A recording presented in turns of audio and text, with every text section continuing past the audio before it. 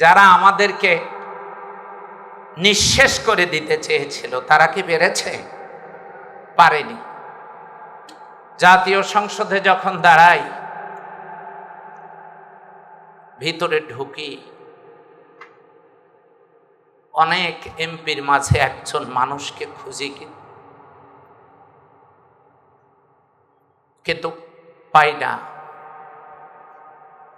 তিনি আর অন্য কেউ নন, তিনি হলেন আল্লামা দেলোয়ার হোসেন সাঈদী। আজকের দিনে তার কণ্ঠে সংসদে বলিষ্ঠ বক্তব্যের প্রয়োজন ছিল। আমি সংসদে দাঁড়িয়ে বলেছি, অতীতের মতো আমরা গৃহপালিত বিরোধী দল থাকব না। যা অন্যায় সে ব্যাপারে আমরা আমাদের সাধ্য মতো প্রতিবাদ করব, প্রয়োজনে আমরা রাজপথে আমাদের ভাষায় কথা বলব। কিন্তু আমরা সবকিছু সহজভাবে মেনে নেব না যদি তা অন্যায় হয়। কে কওমি, কে আলিয়া, কে পীরের মুরিদ, এগুলো বন্ধ। আপনারা কি আমাকে কথা দিতে পারেন? আমরা কারো বিরুদ্ধে কথা বলবো না। হযরত আলী রাদিয়াল্লাহু তাআলা আনহুকে শেষ করার জন্য হযরত মুআবিয়া রাদিয়াল্লাহু তাআলা আনহুর কাছে গিয়া একজন ইহুদি গিয়ে বলতেছে যে আপনার দলে যোগ দিয়ে আলীকে শেষ করতে চাই, আপনাকে আলী সহ্য করতে পারে না। হযরত মুআবিয়া রাদিয়াল্লাহু তাআলা আনহু তিনি তরবারি বের করে বললেন, এই যে আমার ভাই আলীর সঙ্গে আমার কি হয়েছে সেটা বুঝবো আমরা, এ নিয়ে তুমি যদি কোনো কথা বলো আমার তরবারি তোমাকে ছাড় দেবে না। কওমে আলিয়া, পীর সাহেব, এইসব দ্বন্দ্বের, এইসব ব্যবধানের যে প্রাচীর, আজকের সম্মেলনের পরে তা ডিলিট করে দিতে হবে। আমরা একই সাথে যারা একই মঞ্চে কথা বলেছি, আমাদের সম্মানিত ভাইদেরকে আমি দুহাত বাড়িয়ে বুকে টেনে নেওয়ার অপেক্ষায় আছি। আপনারা আসেন, আপনাদেরকে আল্লাহ তাআলাই সম্মানিত করবেন। আপনারা অনেক যোগ্য। আমরা ভেদাভেদ ভুলে এখন একসাথে কাজ করব ইনশাআল্লাহ। আসসালামু আলাইকুম ওয়া রাহমাতুল্লাহি ওয়া বারাকাতুহু। আলহামদুলিল্লাহি রাব্বিল আলামিন, আসসালাতু ওয়াসসালামু আলা সাইয়্যিদিল মুরসালিন ওয়া আলা আলিহি ওয়া আসহাবিহি আজমাইন। قال الله تعالى إن أكرمكم عند الله أتقاكم آمنت بالله وقال رسول الله صلى الله عليه وسلم إن العلماء ورثة الأنبياء। বাংলাদেশ মাজলিসুল মুফাসসিরিন রাজশাহী বিভাগের উদ্যোগে আয়োজিত আজকের এই মুফাসসির সম্মেলনের সম্মানিত সভাপতি, বিভাগীয় সভাপতি হযরত মাওলানা ইসমাইল আলম আল হাসানি, মঞ্চে উপবিষ্ট রয়েছেন গণমানুষের প্রিয় নেতা, বাংলাদেশ জাতীয় সংসদের মাননীয় সংসদ সদস্য জনাব মোহতারাম ডক্টর কারামত আলী এমপি, উপস্থিত রয়েছেন আমাদের সুযোগ্য সম্মানিত অতিথিবৃন্দ, মজলুম সংগঠনের কাফেলার শহীদি কাফেলার সম্মানিত দায়িত্বশীল বৃন্দ, এখানে উপস্থিত আছেন বাংলাদেশ মাজলিসুল মুফাসসিরিনের কেন্দ্রীয় সহকারী সেক্রেটারি রাজশাহীর কীর্তি সন্তান মাওলানা রুহুল আমিন। আমি অনেক খুশি হয়েছে যে দুই ভাইকে মঞ্চে পেয়ে। আমরা একই সাথে রাজশাহীর মঞ্চে এক সময় প্রোগ্রাম করতাম। আমার শ্রদ্ধেয় হযরত মাওলানা আলহাজ শহীদুল ইসলাম সাহেব হাফিজাহুল্লাহ, উপস্থিত আছেন বিশিষ্ট শিক্ষাবিদ ডক্টর কাউসার হুসাইন হাফিজাহুল্লাহ, মাজলিসুল মুফাসসিরিনের রাজশাহী বিভাগের জেলা এবং মহানগরীর সুযোগ্য সম্মানিত নেতৃবৃন্দ, মানুষের হৃদয় ভূমিতে আল্লাহর দ্বীনের চাষাবাদ করবার জন্য রাজশাহী বিভাগের বিভিন্ন প্রান্ত থেকে আগত আল কোরআনের জীবন্ত দাঈরা, সংবাদ মাধ্যম কর্মীবৃন্দ, সুযোগ্য আয়োজকবৃন্দ, সুপ্রিয় উপস্থিতি, হৃদয়ের গভীর কানন থেকে সশ্রদ্ধ সালাম অভিনন্দন জ্ঞাপন করছি। যাদের আমন্ত্রণে আজকে এখানে এসে আল্লাহ তাআলা আমাকে সম্পৃক্ত হওয়ার এবং দুটো কথা বলার সুযোগ দান করলেন, দরুদ ও তাসলিমাত পেশ করছি হাবিবে দোজাহা রাসূল আকরাম সাল্লাল্লাহু আলাইহি ওয়াসাল্লামের প্রতি, যার আনিত আদর্শ এই বিশ্ব মানবতার মুক্তির দিশা হিসেবে প্রমাণিত। সম্মানিত হযরত উলামা ইকরাম, আল্লাহ তাআলা বলেন, ইন্না আকরামাকুম ইনদাল্লাহি আতকাকুম, নিশ্চয়ই তোমাদের মধ্যে সম্মানিত সে ব্যক্তি যে আল্লাহকে সবচাইতে বেশি ভয় করে।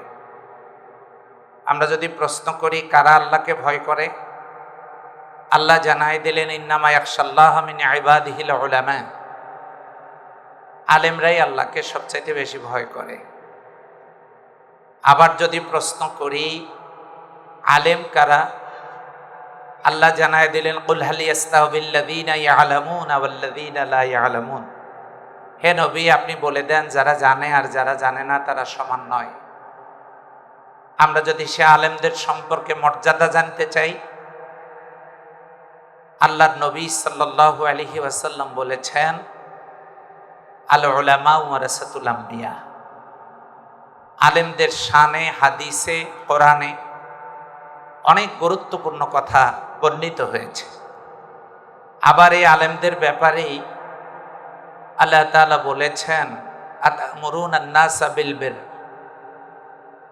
এই আয়াতগুলো আমাদের সামনে আছে। ওয়ালাকাদ যারানা লিজাহান্নামা কাসীরাম মিনাল জিন্নি ওয়াল ইনস, এই আয়াতগুলো আমাদের সামনে আছে। সব কিছু মিলে এই আলেমদের দায়িত্ব, মা আনসালনা আলাইকাল কুরআনা লিতাশকা, আল্লাহ বলেন আমি কোরআন এই জন্য নাজিল করি নাই নবী হে, যা আপনাকে কষ্ট দেবে, যে কোরআন আপনার জন্য কষ্টের কারণ হবে। তাহলে এই কোরআনে নাজিল করেছেন কি, ওয়ানুনাজ্জিলু মিনাল কুরআনি মা হুয়া শিফাউন ওয়া রাহমাতুল লিল মুমিনিন, মুমিনদের জন্য শেফা রাহমাত আল্লাহ নাজিল করেছেন। সেই কোরআনের দায়ী আপনারা, একটু কি সুবহানাল্লাহ বলতে পারি না? সেই কোরআনের দায়ীদের সামনে বক্তব্য দেয়া, ধৃষ্টতা দেখানো, এইটা আসলে আমার ঠিক হবে না, কারণ আমি আপনাদের বক্তব্য শুনেই মূলত কিছু শেখার চেষ্টা করি। আল্লাহ বলেছেন, উদউ ইলা সাবিলি রাব্বিকা বিল হিকমা, মানুষকে হিকমতের সাথে দাওয়াত দিতে হবে।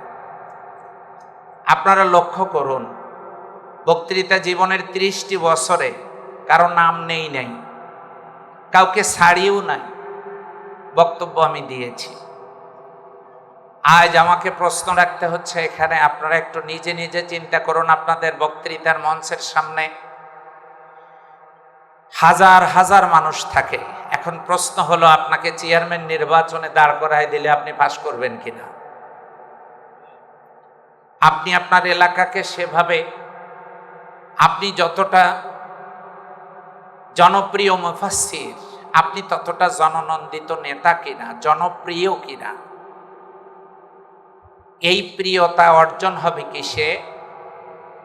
প্রিয়তা অর্জন হবে ইন্না আকরামাকুম ইনদাল্লাহি আতকাকুম, আজকে গাড়িতে আসার সময় একই গাড়িতে মাননীয় এমপি মহোদয় এখানে আছেন। আমি ওনাকে একটু মজা করে জিজ্ঞাসা করলাম, জেলখানার মেহমান কয়বার হয়েছিলেন? উনি বললেন 9 বারের কথা মনে আছে। তাহলে উনি 9 বার ছিলেন, এই লাইনে যারা বসে আছেন এখান থেকে কেউ মাহরুম ছিলেন না। আমি নিজে, আমাকে তো মেরে ট্রেন লাইনের ধারে ফালাই দিয়ে রাখা হয়েছিল।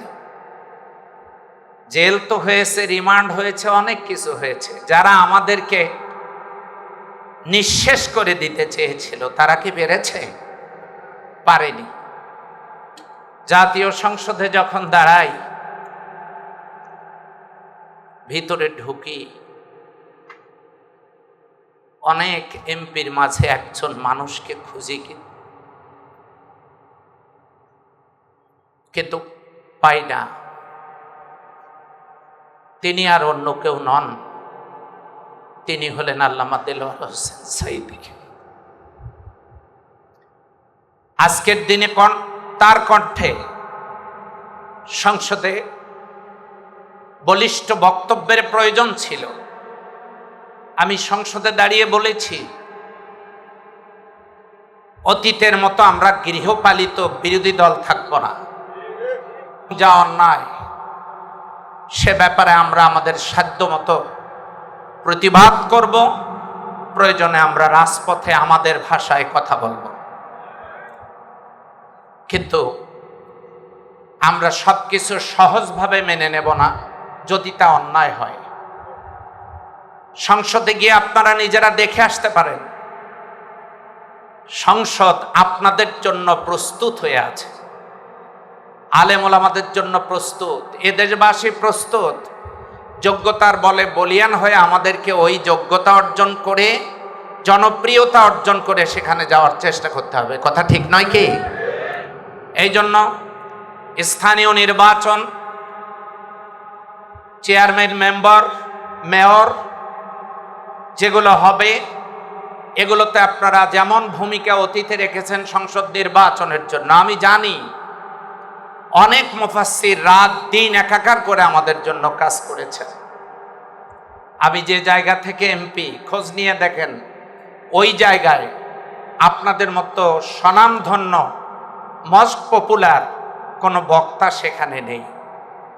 কোনো নামই আপনারা হয়তো তেমন বের করতে পারবেন না। কিছু ভাই ইদানিং কথা বলা শুরু করেছেন, তাহলে সেখানে কোনো বক্তা নেই। এখন যে ময়দানের মানুষ আলেমদেরকে ভোট দিয়ে নেতৃত্ব দেওয়ার জন্য অপেক্ষায়, সেই ময়দানের মানুষের কাছে যেতে হবে, প্রিয়তা অর্জন করতে হবে। বিশ্বাস করেন, 1000 বছর যদি বক্তব্য হয়, এই জমিন থেকে কখনো জুয়া বন্ধ হতো না। গত 4 দিন আগে সংসদে আইন পাশ হয়েছে, জুয়ার বিরুদ্ধে আইন পাশ হয়েছে।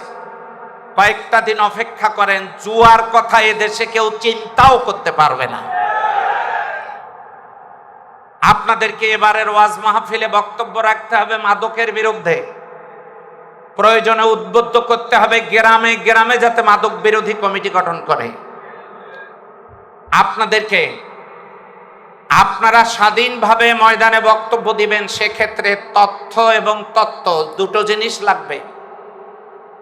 আপনাদের ব্যাপারে কেউ আঙ্গুল উঁচু করলে, চোখ রাঙিয়ে কথা বললে, আপনাদের প্রতিনিধি সংসদে আছেন আপনাদেরকে নিয়ে কথা বলার জন্য, সেখানে কথা বলা হবে।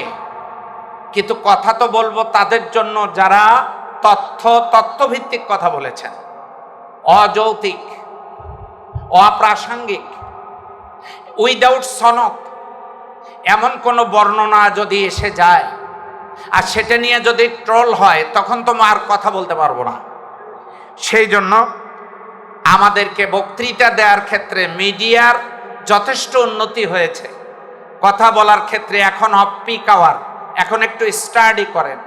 আপনি যদি 50টা বক্তব্য রেডি করেন, আপনি যদি 25টা বক্তব্য রেডি করেন, আজকে বগুড়ায় কালকে আছে পাবনায়, আপনি একই বক্তব্য দুই জায়গায় দিতে পারবেন, অসুবিধা নাই। কিন্তু আপনি এভাবে 50টা 25টা 20টা 30টা বক্তব্য কোরআন হাদিসের আলোকে তথ্যভিত্তিক এমনভাবে প্রস্তুত করবেন যাতে করে আপনার বক্তব্যের মধ্যে কোনো টু শব্দ করার সাহস কেউ না পায়। আপনি কোরআন দিয়ে দলিল উপস্থাপন করবেন, দেখা যাবে যে প্রতিপক্ষ আপনার জন্য যতই অপেক্ষায় থাকুক তারা কিছু নিতে পারবে না। সম্মানিত উপস্থিতি, আমি আপনাদের লম্বা বক্তব্য না শোনায় যেটি বলতে চাই, এতদিন আমরা সুযোগ পাইনি, এখন সুযোগ এসেছে। আলহামদুলিল্লাহ, আমরা অল্প কয়েকদিনের মধ্যে পার্লামেন্টে মাজলিসুল মুফাসসিরিনের কথা বলবো ইনশাআল্লাহ। এবারের বক্তৃতার সুযোগ হলেই আমি বলবো। এখন এই মাজলিসুল মুফাসসিরিনের বক্তারা বিশ্বের বিভিন্ন দেশে, সৌদি আরবের দায়ীরা বেতন পায় রাষ্ট্রীয়ভাবে। যদি বাংলাদেশ থেকে বক্তাদের জন্য কিছু করা হতো তাহলে তার বক্তাদেরকে নিয়ে মানুষ অর্থনৈতিকভাবে বিভিন্ন কথা বলতে পারত না। তো সে কারণে বক্তাদেরকে ঐক্যবদ্ধ হতে হবে। কে কওমি, কে আলিয়া, কে পীরের মুরিদ, এগুলো বন্ধ। আপনারা কি আমাকে কথা দিতে পারেন? আমরা কারো বিরুদ্ধে কথা বলবো না। হ্যাঁ, হযরত আলী রাদিয়াল্লাহু তাআলা আনহুকে শেষ করার জন্য হযরত মুআবিয়া রাদিয়াল্লাহু তাআলা আনহুর কাছে গিয়া একজন ইহুদি গিয়ে বলতেছে যে আপনার দলে যোগ দিয়ে আলীকে শেষ করতে চাই, আপনাকে আলী সহ্য করতে পারে না। হযরত মুআবিয়া রাদিয়াল্লাহু তাআলা আনহু তিনি তরবারি বের করে বললেন, এই যে আমার ভাই আলীর সঙ্গে আমার কি হয়েছে সেটা বুঝবো আমরা, এ নিয়ে তুমি যদি কোনো কথা বলো আমার তরবারি তোমাকে ছাড় দেবে না। কওমে আলিয়া, পীর সাহেব, এইসব দ্বন্দ্বের, এইসব ব্যবধানের যে প্রাচীর, আজকের সম্মেলনের পরে তা ডিলিট করে দিতে হবে। আমরা একই সাথে যারা একই মঞ্চে কথা বলেছি, আমাদের সম্মানিত ভাইদেরকে আমি দুহাত বাড়িয়ে বুকে টেনে নেওয়ার অপেক্ষায় আছি। আপনারা আসেন, আপনাদেরকে আল্লাহ তাআলাই সম্মানিত করবেন। আপনারা অনেক যোগ্য। আমরা ভেদাভেদ ভুলে এখন একসাথে কাজ করব ইনশাআল্লাহ। শেষে আমি যে কথাটা বলতে চাই, মাজলিসুল মুফাসসিরিন গঠিত হওয়ার পর মাজলিসুল মুফাসসিরিন যাতে পথ না হারায়, এই কারণে আমাদের শ্রদ্ধেয় ওস্তাদ হযরত মাওলানা আব্দুল হালিম বেগ সাহেবকে দায়িত্ব দেওয়া হয়েছিল শক্ত হাতে এই লাগাম, কন্ট্রোল, ক্যাপাসিটি এগুলো নিয়ন্ত্রণে রাখবার জন্য, লাগাম ধরে রাখবার জন্য। আলহামদুলিল্লাহ, বাংলাদেশ মাজলিসুল মুফাসসিরিন শুধু এখন ওয়াজের মাঠে না, মাজলিসুল মুফাসসিরিনের একজন, মাজলিসুল মুফাসসিরিনের বেশ কয়েকজন প্রতিনিধি এখন সংসদে, আলহামদুলিল্লাহ। তো এখন আপনারা সকলে মিলে, আমরা সকলে মিলে যে কাজটা করব সেটা হলো, আমাদের শ্রদ্ধেয় ওস্তাদ জনাব হযরত মাওলানা আব্দুল হালিম বেগ সাহেব, তিনি অভিভাবকের মতো, ছাতার মতো আমাদেরকে আগলিয়ে রেখেছেন। কেন্দ্রীয় নির্দেশনা হলো বক্তাদের দ্বারাই বক্তাদের সংগঠন পরিচালিত হবে। সেই কারণে মাজলিসুল মুফাসসিরিনের আবার সেশন অক্টোবরের 20 তারিখেই নতুন সেশনের দিকে সংগঠন যাচ্ছে, মাজলিস যাচ্ছে। এর মাঝেই সারা বাংলাদেশের আমাদের কমিটিগুলো কমপ্লিট করতে হবে। সেজন্য আমরা রাজশাহীতে আমরা 8টা জেলা, কয়টা জেলার, 10টা জেলার সভাপতিদের আমরা নির্বাচিত করব, পরামর্শের ভিত্তিতে সেক্রেটারি করব। তবে নির্বাচনের ক্ষেত্রে আপনারা যখন আপনাদের ব্যালট পেপার পাবেন, আপনি কাকে ভোট দিলেন কাউকে দেখাতে পারবেন না। আমার এই কথা রাখবেন কারা কারা, একটু হাত দেখান। না, স্লোগান দরকার নেই, এখন কাজ দেখতে চাচ্ছি। আপনি লিখবেন, পাশের কেউ দেখবে না, বের হয়ে কাউকে বলাও যাবে না, আজীবন বলা যাবে না আপনি কাকে ভোট দিয়েছিলেন, ঠিক আছে? এখানে নির্বাচন এবং ফলাফলের দায়িত্ব দেওয়া হয়েছে আমাদের শ্রদ্ধেয় স্যার প্রফেসর নিজামুদ্দিন স্যারকে আমরা দায়িত্ব দিয়েছি, সঙ্গে আমাদের আরো সহকারী নির্বাচন পরিচালনা পর্ষদ এখানে আছেন। এখন কথা হচ্ছে, আপনি আপনার জেলায় যাকে যোগ্য মনে করেন শুধু ওই ব্যক্তির নাম, আপনার নামও আপনি লিখতে পারবেন না। আমি কি বোঝাতে পেরেছি? নিজের নাম নিজেকে যোগ্য মনে করে কেউ নিজের নাম লিখবেন না। আপনি আপনার থেকে যাকে যোগ্য মনে করেন তার নামটা আপনারা লিখবেন, লিখে কাউকে দিবেন না, হাতে রাখবেন। আপনাকে ফর্ম দিবেন যিনি, ব্যালট দিবেন যিনি, ভোটও নেবেন তিনি। এইভাবে করে আপনাদের কাছে দেয়া হবে। আপনারা আপনাদের জেলার নামগুলো, মানে আপনাদের জেলা কাকে আপনি সভাপতি হিসেবে যোগ্য মনে করেন তার নামটা আপনি লিখে দেবেন। এরপরে আমরা ফলাফল ঘোষণা করব ইনশাআল্লাহ। এখন পরিশেষে ফলাফল শেষে যারা নির্বাচিত হবেন তারা গিয়ে তাদের নিজ নিজ জেলায় সম্মেলন ডেকে বাকি কমিটিটা কেন্দ্রীয় ফরম্যাটের আলোকে আপনারা করে নেবেন। এখন আমি যেটা বলবো, যারা নির্বাচিত হলেন, প্রতিনিধি হলেন, কমিটি গঠন হলে আমরা তাদেরকে নিয়ে কেন্দ্রীয় কাউন্সিল করব। সেখানে আমাদের কেন্দ্রীয় কমিটি, জাতীয় কমিটি, প্রেসিডিয়াম, সেক্রেটারিয়েট এগুলো গঠন হবে। এরপরে সারা বাংলাদেশে মাজলিসুল মুফাসসিরিন দাওয়াতি দ্বীনের ময়দানে ইনশাআল্লাহ বিপুল সম্ভাবনা নিয়ে মাঠে আসবে ইনশাআল্লাহ।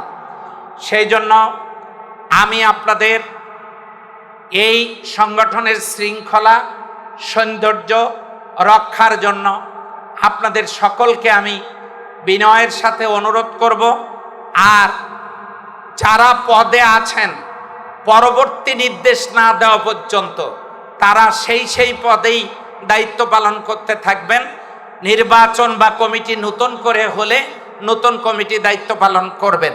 এখন কাকে নির্বাচিত করবেন? ব্যক্তির তাকওয়া, আদর্শের সঠিক জ্ঞানের পরিসর, সাংগঠনিক প্রজ্ঞা, শৃঙ্খলা বিধানের যোগ্যতা, মানসিক ভারসাম্য, উদ্ভাবনী বিশ্লেষণী শক্তি, কর্মের দৃঢ়তা, অনর মনোবল, আমানতদারি, এলমিয়াত, এই বিষয়গুলোর প্রতি নজর রাখতে হবে। সবচাইতে বেশি নজর দিতে হবে তাকওয়ার দিকে এবং পদের প্রতি লোভহীনতার দিকে সামনে রেখে যোগ্য ব্যক্তির নামটা আপনি লিখে দিবেন। আল্লাহ তাআলা আপনাদেরকে সম্মানিত করুন। এই সম্মেলনের আয়োজন যারা করেছেন হৃদয় থেকে সশ্রদ্ধ কৃতজ্ঞতা অভিনন্দন জ্ঞাপন করছি, এবং সম্মেলনের সাথে আমাদের কেন্দ্রীয় নেতৃবৃন্দ রুহুল আমিন ভাই কয়েকদিন থেকে কেন্দ্রের পক্ষ থেকে এখানে ভূমিকা পালন করছেন। আল্লাহ তাআলা সকলকে উত্তম সম্মানে পুরস্কৃত করুন। দূর দূরান্ত থেকে আপনারা গাড়ি রিজার্ভ করে কষ্টের টাকা খরচ করে আপনারা এখানে এসেছেন। সকলকে আন্তরিক ধন্যবাদ, মোবারকবাদ, কৃতজ্ঞতা জানাচ্ছি। পরিশেষে আমি দোয়া চাচ্ছি, আমি যেন সংসদে আমাদের নির্বাচিত মাননীয় বিরোধী দলের সংসদ সদস্যদের মতো আমি যাদের সাথে আছি বিরোধী দলের সাথে আমরা সবাই মিলে যাতে সংসদে বলিষ্ঠ ভূমিকা রাখতে পারি। এদেশের আলেম ওলামারা তাহজিব তামাদ্দুন একামতে দ্বীনের ব্যাপারে ময়দানে কথা বলতে পারি, সংসদে কথা বলতে পারি এবং ন্যায় ইনসাফের উপরে টিকে থাকতে পারি। আল্লাহ যেন তৌফিক দান করেন। সকলকে কৃতজ্ঞতা অভিনন্দন জানিয়ে আমি আমার কথা শেষ করছি। আসসালামু আলাইকুম ওয়া রাহমাতুল্লাহি ওয়া বারাকাতুহু।